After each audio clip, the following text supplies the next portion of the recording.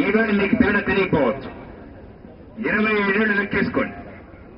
27 సంవత్సరాలు లెక్కేసుకుంటే 27 ఏళ్లలో ప్రస్తుతం ఉన్న అభివృద్ధి రేటు ప్రకారం భారతదేశంలో సంపద 8 రెట్లు పెరుగుతుంది. అదే అవినీతిని తగ్గించి 8% బదులు 10% అభివృద్ధి చేస్తే ఇదే 27 ఏళ్లలో, అంటే ఒక మనిషి పని చేసే కాలం కంటే తక్కువ 27 ఏళ్ళంటే 30-40 ఏళ్లు పనిచేస్తాం మనం. 27 ఏళ్ల కాలంలోనే 8 రెట్లు పెరిగేది భారతదేశం 16 రెట్లు పెరుగుతుంది. అంటే అవినీతి ఉండడానికి లేకపోవడానికి తేడా ఒక దేశ సంపదలో రెట్టింపు. ఇది చిన్న విషయం కాదు. ఈవేళ ఈ 2G స్పెక్ట్రమ్ తీసుకోండి. ఇక్కడ పిల్లలందరికీ తెలుసా 2G స్పెక్ట్రమ్ ఏం జరిగిందో? తెలుసా? ఎవరన్నా 10వ తరగతి పిల్లలు ఎవరన్నా చెప్తారా? నాకు వచ్చి ఇక్కడ ఏం జరిగిందో స్పష్టంగా చెప్తారా? ఏ క్లాస్ అన్నా నువ్వు? నీ పేరు? శ్రీనివాస్. 10వ క్లాసు. ఏ స్కూల్ అన్నా? Little angels.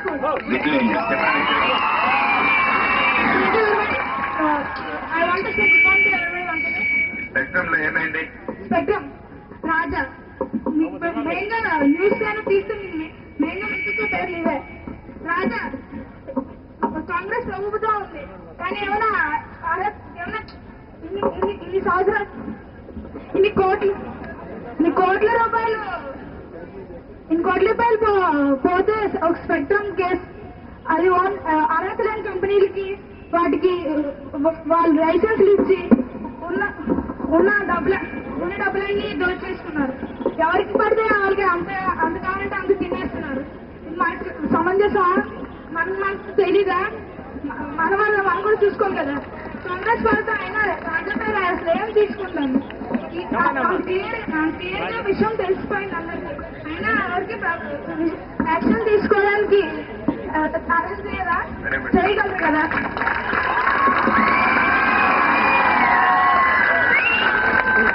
ఒక్కసారి ఈ స్పెక్ట్రమ్ లో ఏం జరిగిందో తెలుసుకుంటే అవినీతిని ఎట్లా ఆపాలో అర్థం అవుతుంది. ఎందుకంటే చాలా మంది పిల్లలు అడుగుతున్నారు, సరే మనం మాట్లాడుకుంటున్నాం కానీ అవినీతి నిజంగా తగ్గుతుందంటారా, మాటలు చెప్పుకున్న తేలికంటారా అని అడిగారు.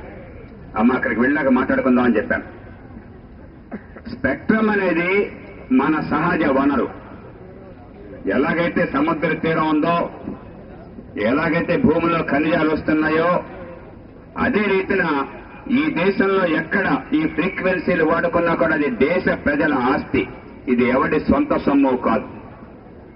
ఈ స్పెక్ట్రమ్ ని మన మొబైల్ ఫోన్ల కోసం అని చెప్పని కంపెనీలకు ఇవ్వాల్సి వస్తుంది. ఈ స్పెక్ట్రమ్ లేకపోతే వాళ్ళ దగ్గర ఆ స్పెక్ట్రమ్ ఉపయోగించుకోకపోతే మన మొబైల్ ఫోన్లకు సిగ్నల్స్ రావు. మనకి స్పెక్ట్రమ్ పరిమితమైన వనరు. ఈ స్పెక్ట్రమ్ ని మళ్ళీ సృష్టించలేం. ఇంతే స్పెక్ట్రమ్ ఉన్నది. ఈ దేశంలో ఇన్ని ఫ్రీక్వెన్సీలు మాత్రమే వాడగలం. అంతకని అదర్ ఫ్రీక్వెన్సీలు రావు. ఎందుకంటే చోక్ అయిపోతుంది సిస్టమ్ అంతా కూడా. పరిమితమైన వనరు. చాలా మంది ఇది కావాలని పోటీ పడుతున్నారు. ఎందుకంటే టెలిఫోన్ కంపెనీలు పెట్టి కోట్ల రూపాయలు సంపాదించుకోవచ్చు లాభం అని నిజాయితీగా పోటీ పడుతున్నారు.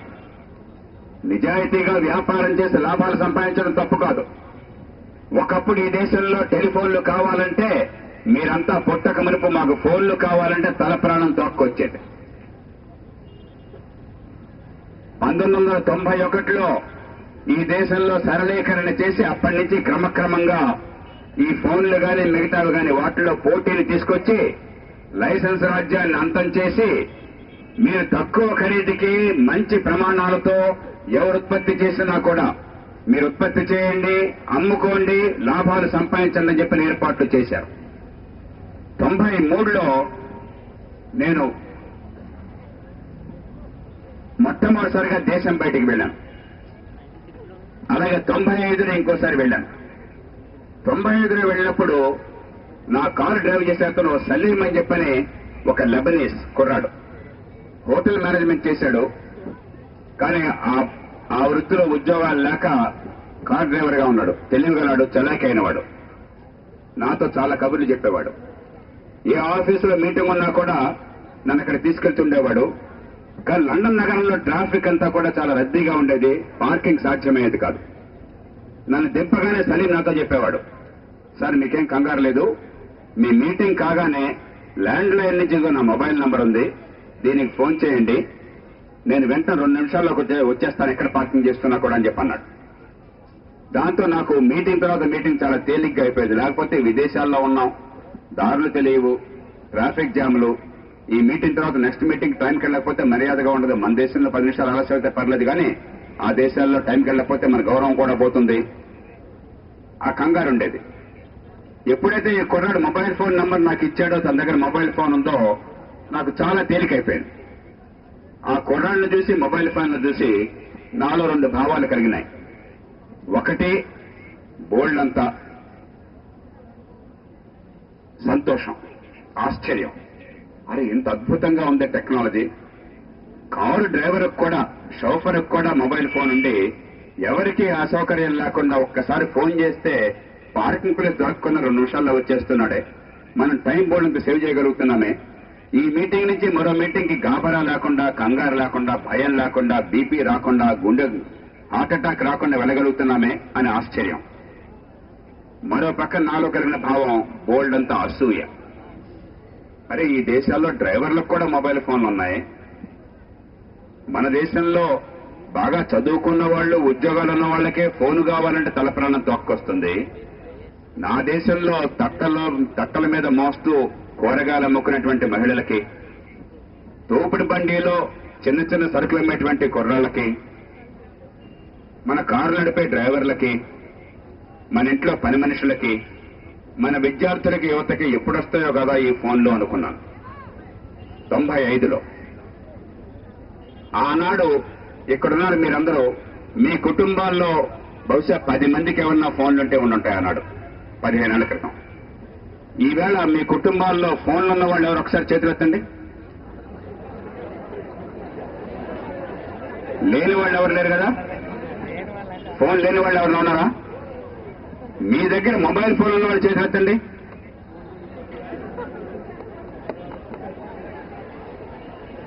చూశారా? అవినీతి అంతమవుతుందా లేదా అని చెప్పంటే దీని నుంచి మీకు పరిష్కారం వస్తుంది.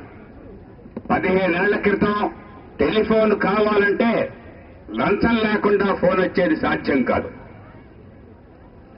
నేను ఒక ఐఏఎస్ అధికారిగా ఉండి, ఎప్పుడు మీరంతా పుట్టకమునుపు ఈ జిల్లాలో చాలా కీలకమైన పదవులు నిర్వహించి, ఆ తర్వాత కలెక్టర్గా వెళ్లి అన్ని పదవులు చేస్తే 1996లో ఐఏఎస్ నుంచి రాజీనామా చేసి, ఈ దేశంలో అవినీతి అంతం కావాలి, రాజకీయం బాగుపడాలి, పరిపాలన మన బిడ్డల భవిష్యత్తు కోసం ఉపయోగపడాలని చెప్పిన ఉద్యమం ప్రారంభిస్తుంటే నా దగ్గర ఫోన్ లేదు.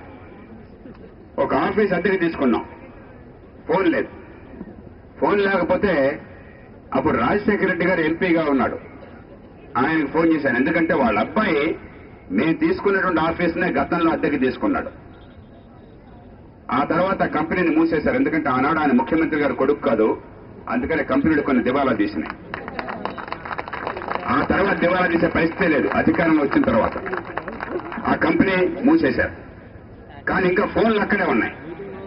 అప్పుడు నేను రాజశేఖర గారికి ఫోన్ చేశాను, ఏమండి మీరు ఎంపీగా ఉన్నారు కాబట్టి మీకు సొంతానికి ఫోన్లు కావాలంటే వచ్చేస్తే ఎంపీ కోటా అని ఉండేది,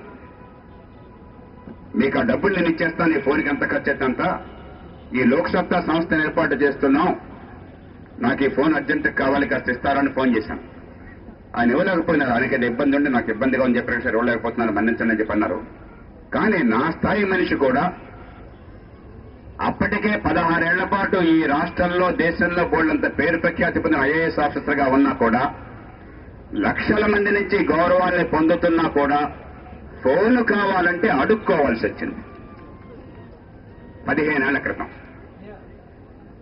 ఈవేళ మీరే చూస్తున్నారు ఎంతమందికి ఫోన్లు ఎంత అలవోకగా వస్తున్నాయో. ఆనాడు ఫోన్ కావాలంటే లంచం ఇవ్వాల్సిందే, ఆనాడు ఫోన్ బాగు చేయాలంటే లంచం ఇవ్వాల్సిందే. అడ్రస్ మారితే ఈ ఇంటి నుంచి ఆ ఇంటికి ఫోన్ని అడ్రస్ మార్చాలంటే లంచం ఇవ్వాల్సిందే. ఈవేళ టెలిఫోన్లలో మీ అందరి ఇళ్లలో ఎక్కడైనా సరే ఫోన్ పెట్టడం కోసం లంచం వరకన్నా అవసరమైందా? ఏ ఇంట్లో ఉన్న లంచం ఇచ్చారో దానికోసం అని చెప్పని ఏం జరిగింది? టెలిఫోన్ల వాళ్ళంతా మహాత్ములు అయిపోయారా? వ్యవస్థలో కొన్ని మార్పులు తీసుకొచ్చాం. గట్టి పోటీని తీసుకొచ్చాం. ఈ లైసెన్స్ రాజ్యాన్ని అంతం చేశాం.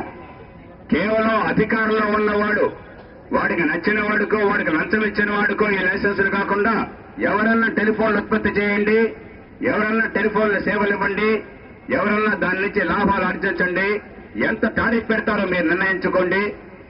మంచి సేవలు అందిస్తే మీ సేవలే అందుకుంటారు, మీ దగ్గరికి కన్జ్యూమర్స్ వస్తారు, కస్టమర్స్ వస్తారు, మీకు లాభాలు వస్తే మీరే పెరుగుతారు అని ప్రభుత్వం స్వేచ్ఛనిచ్చింది.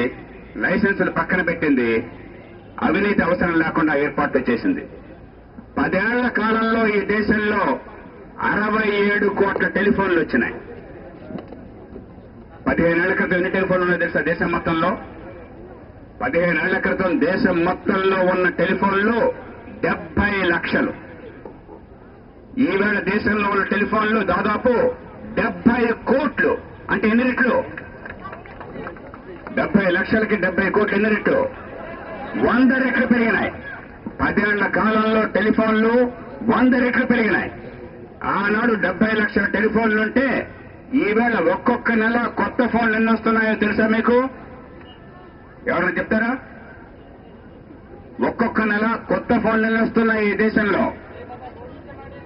ఆనాడు 70 లక్షల ఫోన్లుంటే ఈవేళ ఒక్కొక్క నెల దాదాపు 2 కోట్ల ఫోన్లు కొత్తగా వస్తున్నాయి. అంటే ఆనాడు దేశం మొత్తంలో ఉన్న ఫోన్ల కంటే ఈవేళ ఒక్కొక్క నెల ఈ దేశంలో కొత్తగా వస్తున్న ఫోన్లు 3 రెట్లు ఎక్కువ. ఇది అభివృద్ధి కాదా? ఎలా సాధ్యమైంది? లంచాలు అవినీతితోనా, లైసెన్సులతోనా, అవినీతి అంతం చేస్తేనా? మరి టెలిఫోన్లలో జరిగితే స్పెక్ట్రమ్ ఎందుకు జరగకూడదు? జరగాలి లేదా? జరగాలి. సుస్మిత, మిగతా వాళ్ళు అర్థం చేసుకోండి. టెలిఫోన్లు ఎందుకు వచ్చాయి మనకి? అవినీతి ఎట్లా అంతమైంది టెలిఫోన్లలో. అలాగే మరెన్నో పనుల్లో ఈవేళ డ్రైవింగ్ లైసెన్స్ కావాలంటే పూర్వంలాగా లంచాలు లేవు చాలా చోట్ల. ఎందుకంటే కంప్యూటరైజ్ చేశారు. తేలిగ్గా నిజాయితీగా డ్రైవింగ్ స్కిల్స్ ఉంటే ఆ టెస్ట్ బిట్ లైసెన్స్ అంత ఏర్పాటు క్రమక్రమంగా జరుగుతుంది. గతంలో సాధ్యమయ్యేది కాదు. ఎక్కడెక్కడైతే సరైన పద్ధతుల్లో చేపట్టామో అక్కడ అవినీతి అంతమైపోయింది. ఎక్కడైతే గతంలో ఉన్న పద్ధతుల్లో కొనసాగించామో అక్కడ అవినీతి కొనసాగుతోంది. 30 ఏళ్ల క్రితం నేను ఈ జిల్లాకి వచ్చే ముందు, ఈ జిల్లాకి నేను వచ్చి 30 ఏళ్ళు అయిపోయింది దాదాపు.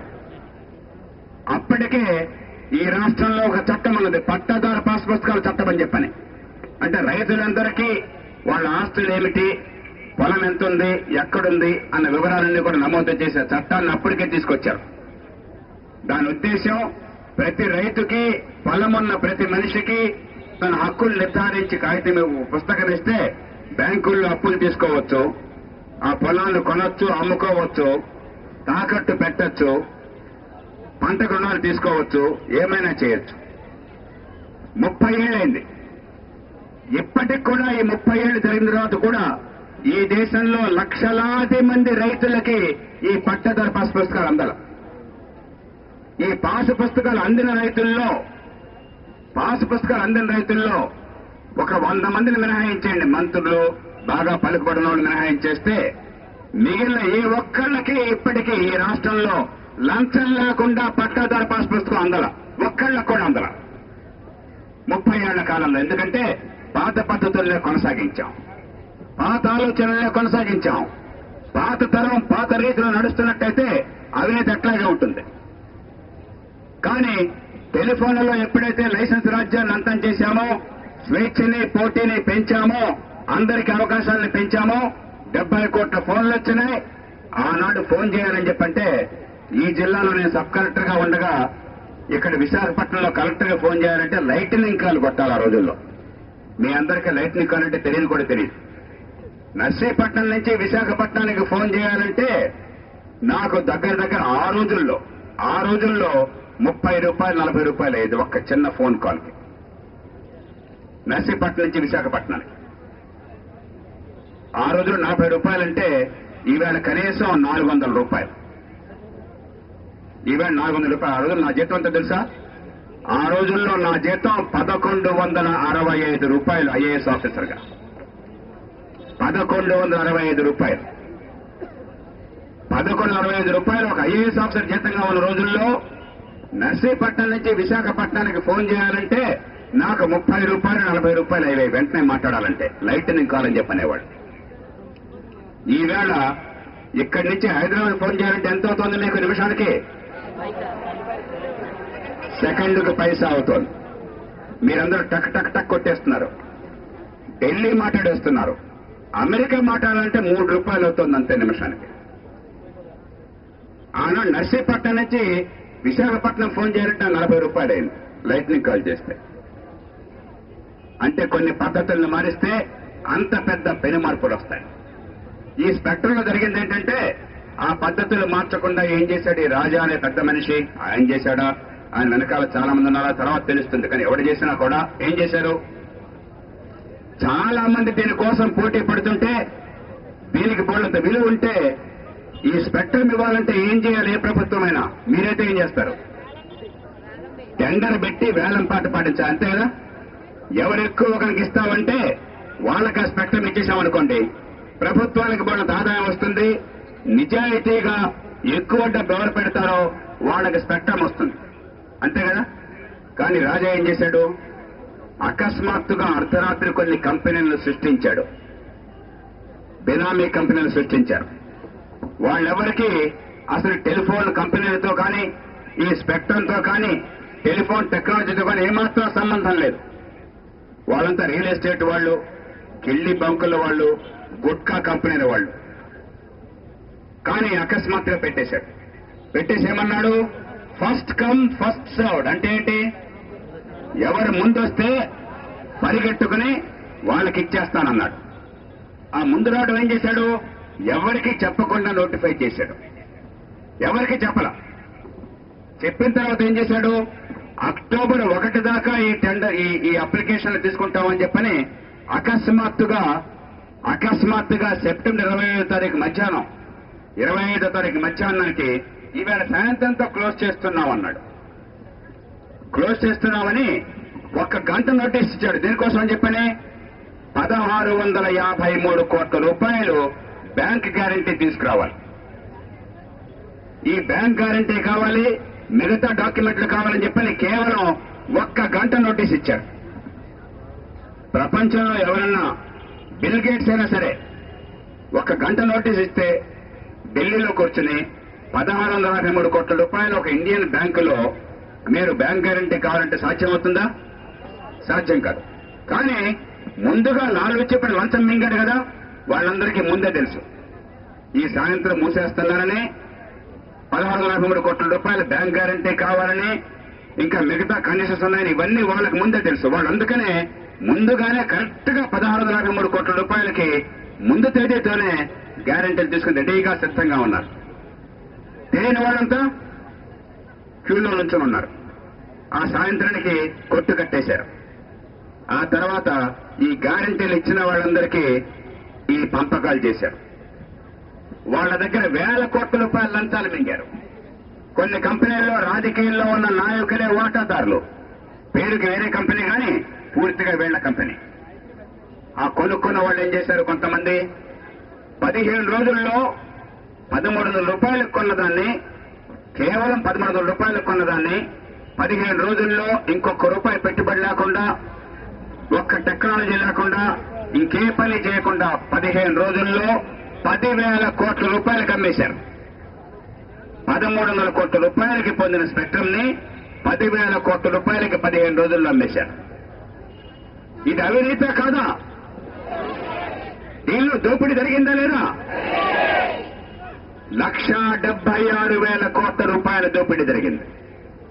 ఈ స్పెక్ట్రమ్నే కనుక నిజంగా కాంపిటేటివ్ బిడ్డింగ్ ద్వారా, వేలం పాటల ద్వారా, టెండర్ల ద్వారా హైయెస్ట్ బిడ్డర్ కి ట్రాన్స్పరెంట్ గా ఇచ్చినట్టయితే ఇంతకంటే 1,76,000 కోట్ల రూపాయలు అదనంగా వచ్చేది.